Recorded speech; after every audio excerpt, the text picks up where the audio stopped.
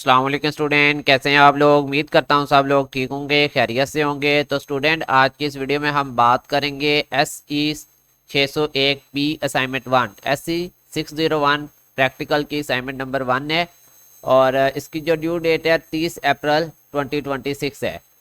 और इसके अलावा अगर कोई स्टूडेंट CS की कोई भी असाइनमेंट मुझसे बनवाना चाहता है तो सामने स्क्रीन पे मेरा व्हाट्सएप नंबर है, इस पर आप रब्ता कर सकते हैं। इस असाइनमेंट को कवर किया गया है वीक 1 से वीक 3 तक।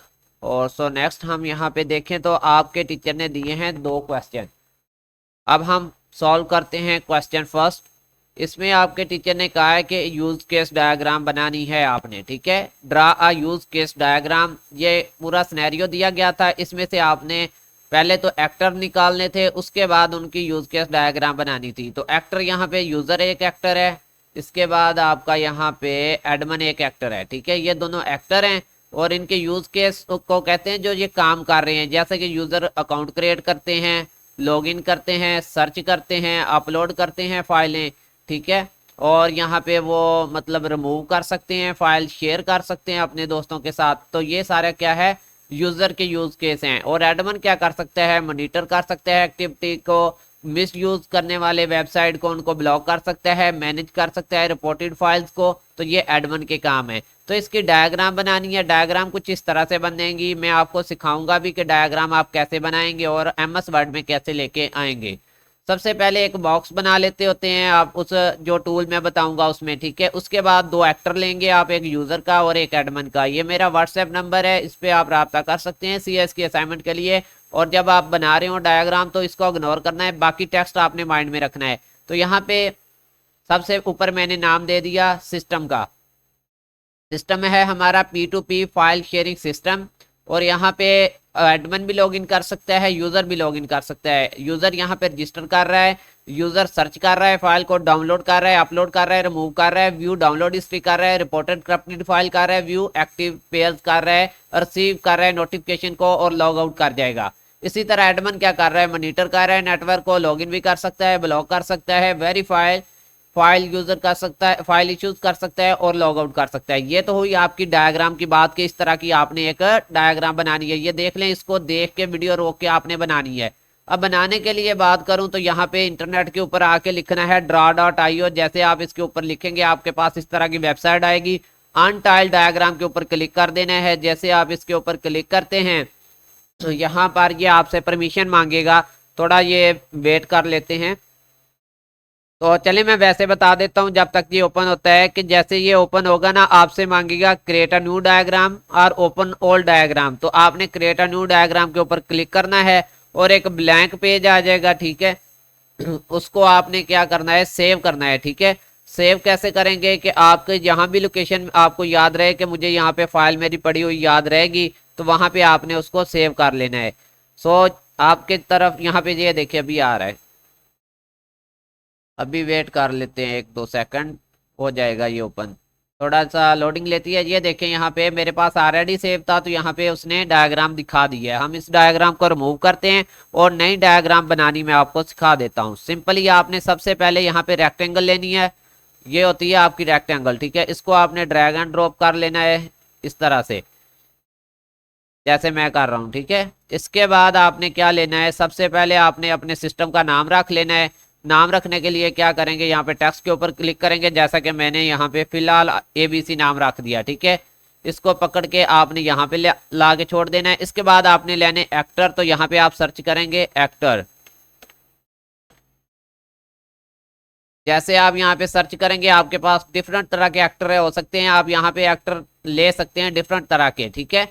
तो हम यहाँ पे ले रहे हैं ये वाला एक्टर, ठीक है। इसको यहाँ पे ड्रैग एंड ड्रॉप करवाते हैं। उसके बाद यहाँ पे इसको थोड़ा जूम भी कर लेना है आपने, इस कंट्रोल D करना है, इसी एक्टर को इस तरफ ले जाना है, ठीक है। इसका नाम रखना है आपने क्या, एडमन। जूम करके टेक्स्ट के ऊपर डबल क्लिक करेंगे तो ये टेक्स्ट हो जाएगा, ठीक है। ये टेक्स्ट रहा आपका, डबल क्लिक किया और एडमन मैंने लिख दिया इसके साथ, ठीक है। और यहाँ पे अगर इस एक्टर की बात करें, अच्छा, इसको जूम करवाने के लिए आप यहाँ पे ना माउस का कंट्रोल को दबा के रखेंगे और फिर माउस की मदद से इसको कहीं भी जूम करवा सकते हैं। ये आपका यूजर का एक्टर बनना है। डायग्राम मैंने आपको दिखा दिया, सेम वहां से देख के आपने बनानी है, ठीक है। तो ये रहा यूजर। इसके अलावा हमने लेने हैं इनके फंक्शन, ठीक है। फंक्शन लेने के लिए आप क्या करेंगे, यहाँ पे आप लिखेंगे, यहाँ पे बल्कि आपने ना ERD डायग्राम, यहाँ पे इंटिटी रिलेशनशिप के ऊपर क्लिक करना है और यहाँ से आपने एक नॉर्मल इंटिटी ले लेनी है जिसको एट्रीब्यूट्स बोला जाता है, और यहाँ पे जाके आपने इसके ऊपर क्लिक करना है। सबसे पहले यहाँ पे लॉगिन। अच्छा, ये मैंने आपको बनाना सिखा दिया, ठीक है।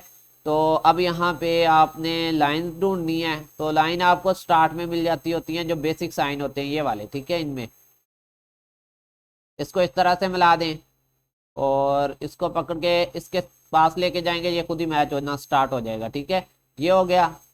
इसी तरह इस तरफ से आपने इसको मिला देना है। ये बहुत दूर है, एक्टर हमने रखा हुआ, तो इसको हम पकड़ के इधर करीब ले आएंगे, ठीक है। अगर ये ना आ रहा हो तो जूम करना है अच्छे से इसको और फिर इसको मूव करवाना है, ठीक है, इस तरह से। अब ये जाएगा उधर, यहाँ पे, ठीक है। इतना करीब काफ़ी है, ठीक है, क्योंकि हमने काफ़ी लाइन लगानी होती हैं, तो ज़्यादा करीब भी रखेंगे तो मुश्किल होगी, ठीक है। जैसे जितना मैंने रखा होगा उतना रख लेना आप। अब आपने क्या करना होता है, ये सारी डायग्राम आपने बनानी है एज इट। देख लें इसको, यहाँ पे आपको नज़र आ रहे हैं कौन कौन से यहाँ पे एक्टर है, ये यूज़र का और ये एडमिन का, ये इनकी फंक्शनैलिटी है। जब आप इसको बना लें तो आप यहाँ पे कैसे लेके आएंगे, ये फॉर एग्जांपल ये समझे कि बन गई है, तो एडिट के बटन पे क्लिक करें, कॉपी एज इमेज के ऊपर क्लिक करें और यहाँ पे ला के पेस्ट करनी है। तो यहाँ पे ये देखें, मैंने एक नया डॉक्यूमेंट ओपन किया, Ctrl+V दबाया और ये यहाँ पे पेस्ट हो चुकी है डायग्राम। इसको जितना मर्जी चाहे बड़ा कर सकते हैं, ये देखें, ठीक है। इसके अलावा दूसरा मेथड होता है इसको यहाँ पे लेके आने का, वो ये होता है कि फाइल के बटन पे क्लिक करते होते हैं, एक्सपोर्ट के ऊपर जाते हैं, JPG फाइल को सिलेक्ट करते हैं, साइज इसका आप कम से कम 500 रखेंगे। इसके बाद एक्सपोर्ट के ऊपर क्लिक करेंगे, ये आपसे लोकेशन मांगेगा। यहाँ पे वेयर का मतलब होता है डाउनलोड करना चाहें तो डाउनलोड कर लें, डिवाइस के ऊपर जाना चाहें तो डिवाइस के ऊपर लोकेशन में डाउनलोड क्लिक करता हूँ।